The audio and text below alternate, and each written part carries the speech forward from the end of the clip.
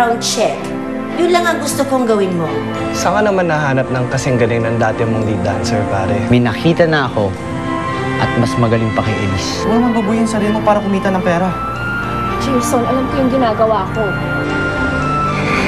Yung bata sa litrato, mukhang kamukha ni Lisette. Han, stop crying. Please. Han, wala na si Lisette. Patay na si Lisette. Baka kung sinong baby lang yan. Paano ka makakasigurong siya yan?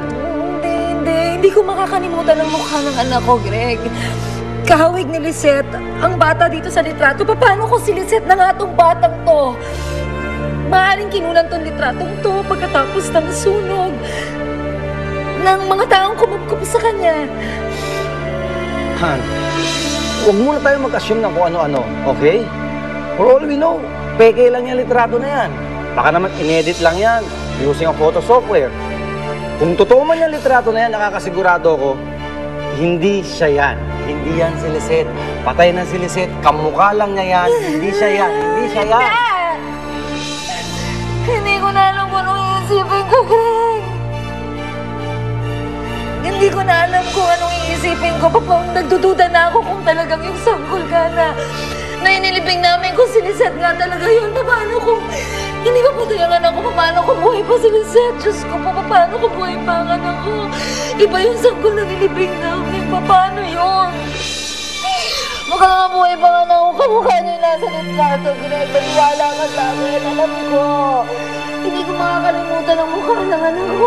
Alam ko kamukha niya. Paano kung siya na nga yan?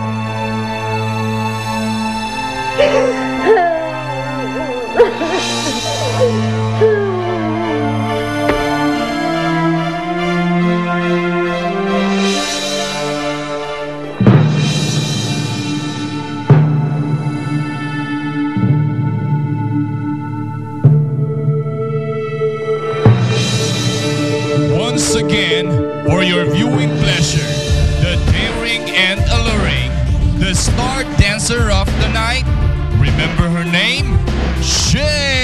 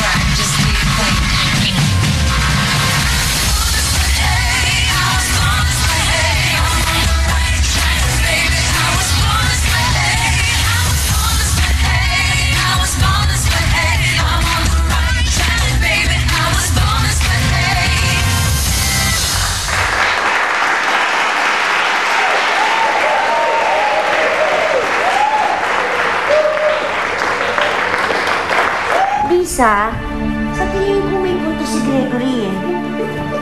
Paano kung kamukha lang ni Lisette tong baby na to? O baka siya na mismo yan.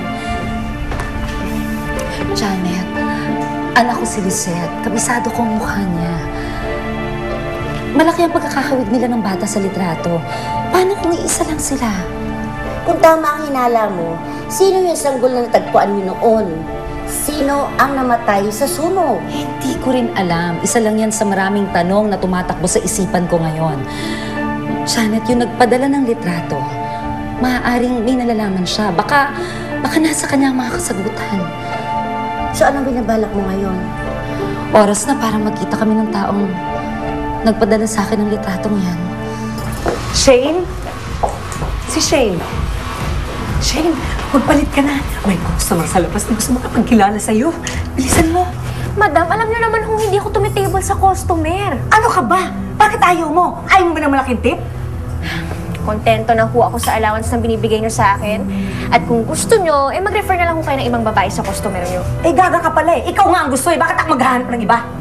Pero madam, hindi ako tumitable. Hay nako, hindi pwede sa akin ang ayaw-ayaw. Bilisan mo magbihis at hinintay kita sa labas. Nakulong ka to.